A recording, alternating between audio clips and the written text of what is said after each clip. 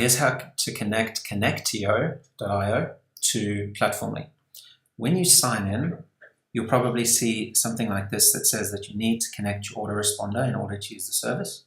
If you've already connected other autoresponders or you don't see this, from your drop-down, if you go under autoresponders, you'll be able to connect it there.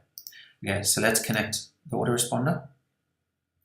The first thing we want to do is we want to click Add New.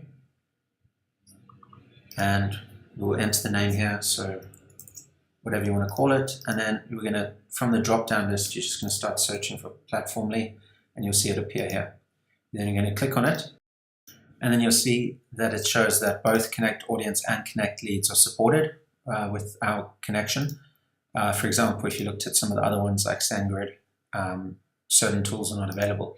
So you're going to select Platformly from the drop-down, and then you create an API key inside of Platformly, and then you can put it in. So I've already done that, so I'm just going to paste it in now.